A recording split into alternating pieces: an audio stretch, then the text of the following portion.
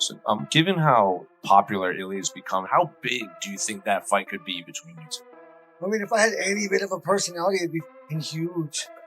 But I just can't. I can't lie. I can't exaggerate. You know, it's what I do. It's who I am. It's who my parents taught me to be. But I mean, there's no doubt it'll be the best, one of the best fights that they could definitely put on. It'll be for an undisputed belt, and I think they want to have 6 or 7, whatever. They want to have as many as possible. So if he's not back by then, they will strip him, and I will be undisputed and then I'll fight for the belt on there. Justin Gaethje didn't waste a second after beating Paddy Pimblett. No celebration tour, no humble silence. He went straight at Ilia Topuria, and in doing so, he officially locked in the UFC's next massive lightweight collision. Because the reality is this, Paddy Pimblett losing didn't just end a fight, it derailed an entire UFC storyline. The plan was obvious. Paddy keeps winning, and Ilia returns from his time away. Fire. That Ilia hits like a truck, and so does Gaethje, and I think if Gaethje prepares properly and gets ready for this fight, it should be a fun one. Listen, Justin Gaethje won rounds 1, 2, and 4. Very clear, by the way, as well, especially in the first 2 rounds. And Pimblett won rounds 3 and 5, I thought. Very clearly in round 3. And then round 5 was a scrappy round that I thought he got the better of. This was a great scrap. I have no idea how Paddy Pimblett did not get flatline KO'd on about 50 different occasions. If he lost, yes, he did lose. And if he lost any stock from this, the one saving grace is that he's been saying for a long time, we don't get knocked out, lad. And that would be the worst thing to happen to him. If he got KO'd in one of these fights badly, that would just be his ridicule forever. What happened to Scousers don't get knocked out, and it'd just be images of Paddy Pimblett out cold. I have no idea how he didn't get flatlined in this fight. Justin Gaethje was cracking him with so many overhand rights. And the worst part was, it's not even like you were understanding why he took the shot so well. Oh, he was rolling with that one. Oh, he tucked into that one a little bit. He saw it coming. I could see the shots coming. I was wincing while Gaethje was loading up because you could see Pimblett leaving exchanges with his chin up in the air and just getting his whole jaw span. And somehow he's still in the fight and throwing back. Absolutely crazy fight. Justin Gaethje started very slow, but picked it up towards the end of round 1 with a big knockdown against the cage. It should be mentioned. Even though it's going to be seen as biased for me to bring this up, I bring up fouls in every fight breakdown I do. I know I wanted Paddy to win, but I am going to bring up the fouls.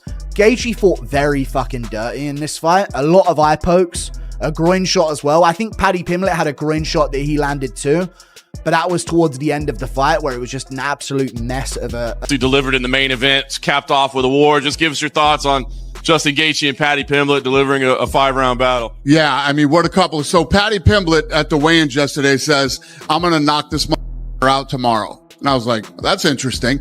And he never abandoned that game plan. Even when, he got dropped a couple times, I kept waiting for him. I'm like, he's eventually going to have to shoot and try to submit him. Now, I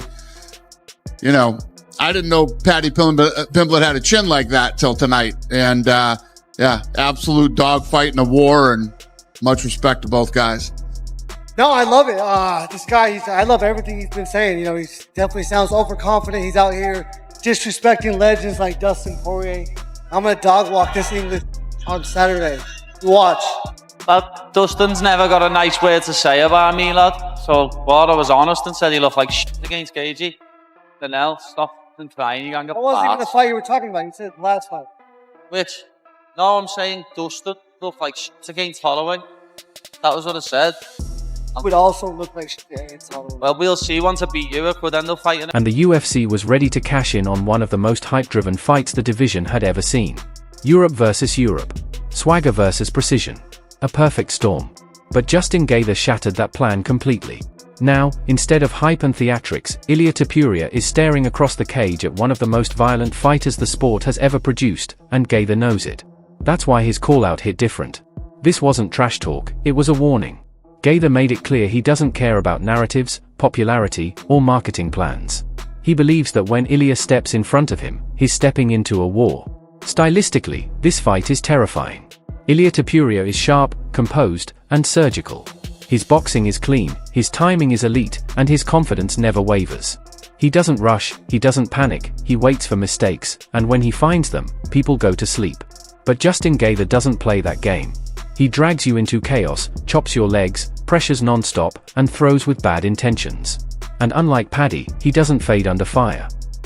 Or MMA, where you've got two fighters in there who are, yes, they're fighters, but they're not fighters to the level that some people are. There's some fighters who were willing to die to win a world title. That's what we were talking about in there tonight. They were risking it all. They never took a step backwards. They were constantly trying to brutalize each other. That was a throwback to the days when I first started watching MMA. Those are the fights that built the UFC. We're talking Randy Couture, Chuck Liddell, BJ Penn. We're talking a level of violence that blew a demographic of men away, where we were like, holy shit, we need to start watching fucking this cage fighting shit. This was a throwback to those classic old MMA fights. Yes, it might not have been the best technical fight you've ever seen. Who gives a shit? Sean O'Malley's fight, the fight beforehand, very technical. Will anybody remember it? Will they fuck? No disrespect to Sean, he's a fucking talented fighter. But when it's do or die like that, it just fucking, it lives in the memory. And that's a fight of the year contender. We're in January.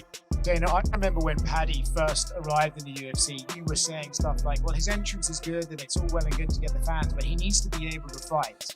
Obviously, we've seen him have great wins before, but to show you the durability he had in that fight tonight, do you feel like even though he lost, he would be considered one of the best in that division moving forward? No doubt about it. I mean, he was the favorite tonight. I think that's what every other one, he's the underdog and everybody thinks he's going to lose. Tonight he's the favorite. I don't think that his game plan was the greatest. Obviously, tonight he showed he is tough, he is durable, and almost especially against Gaethje. And you're eating those punches from him. You know, it's one thing to say, listen, I'm going to come out. I believe in my durability. I believe in my chin, and I'm going to go toe-to-toe with this guy. But when it starts to not work, at some point you got to say, you know what? It's the third round. I got 2 rounds left. I might want to try to take him down and submit him here. Oh! Pimlet's standing up like a fucking Christmas tree. Shoot, you fucking oh, good lord. There we go!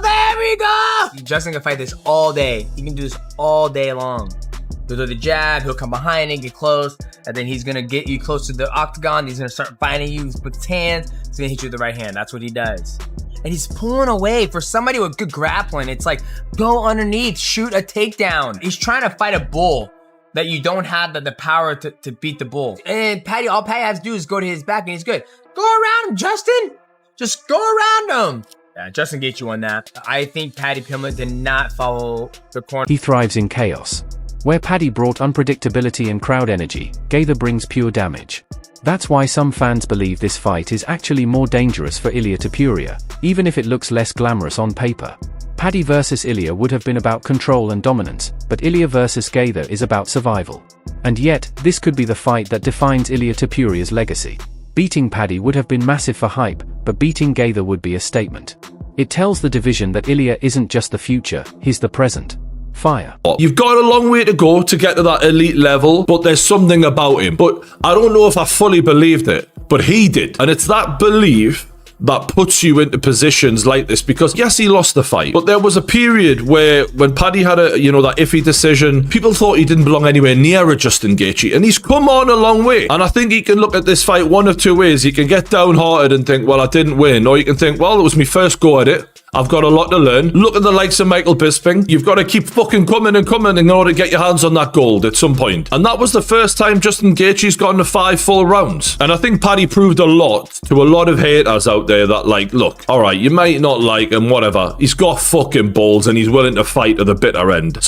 Do you have a message for Ilia Topuria if he's watching this? No. No, I don't give a He'll be in the octagon. I control my thoughts. I control my emotions. I won't give him the time of day. I'll, rely on my coach to watch him a lot. I've seen him fight, obviously, but I don't really go back and watch these guys. I really rely on my coach. I watched Paddy today. I watched Paddy and Chandler today.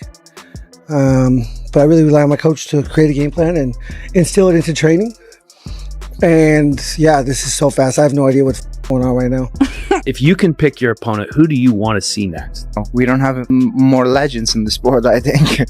I would classify Justin Gaethje as a legend, and you have moved up to a division. Por favor. Ilia, come on, we've worked together for so long. You know that, like, yes, Justin Gaethje has done so much for the sport, has so many incredible fights, future Hall of Famer. I put him in the same regard as the three people that you have just finished all in a row. Really? The only thing that I realized is that you don't like the guy, because I don't know why you want him to put him against me. Ilia's striking is leagues above everybody, like just about everybody in the UFC. The wrestling and jiu-jitsu is there as well. His timing, his instincts, it's a hard fight in Gaethje's camp to make the fight competitive.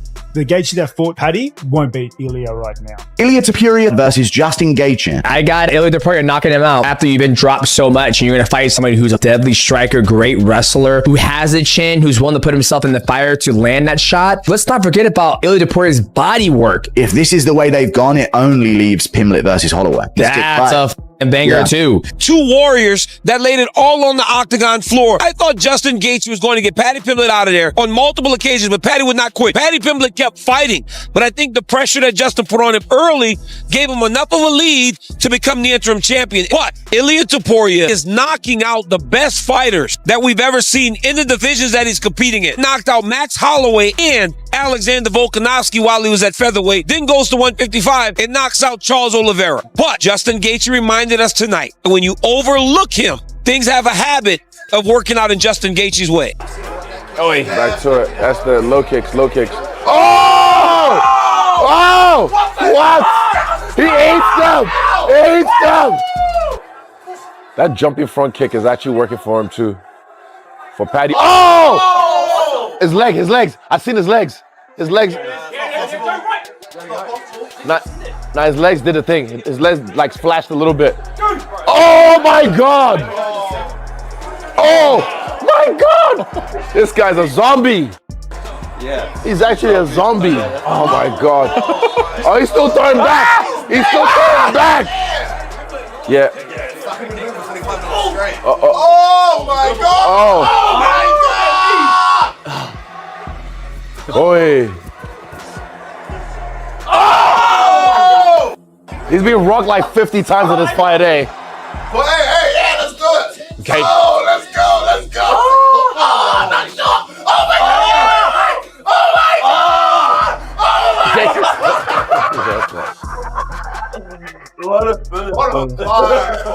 And he's willing to walk through fire to prove it, but the irony is impossible to ignore. Paddy Pimblett was just one win away from a super fight that could have changed his career forever, yet one loss later that door slammed shut and Justin Gaethje stepped through instead. With Ilia Topuria's popularity exploding, the question now is how big a fight between them could be. He admits he can't lie or exaggerate, saying it's simply who he is and how he was raised, but there's no doubt it would be one of the biggest fights the UFC could put on, likely for an undisputed belt. The plan would be to stack as many defenses as possible, and if Ilia isn't back in time, the belt would be stripped, making Gaethje undisputed and ready to defend all sides of it. Now the UFC faces a different problem, less flash, more violence, and zero room for error. As Justin Gaethje has called his shot, Ilia Topuria is next, and the lightweight division just got a whole lot darker. Any bit of a personality would be huge, but I can't lie, I can't exaggerate. You know, it's what I do. It's who I am. It's who my parents taught me to be. But, I mean, there's no doubt it'll be the best, one of the best fights that they could definitely put on.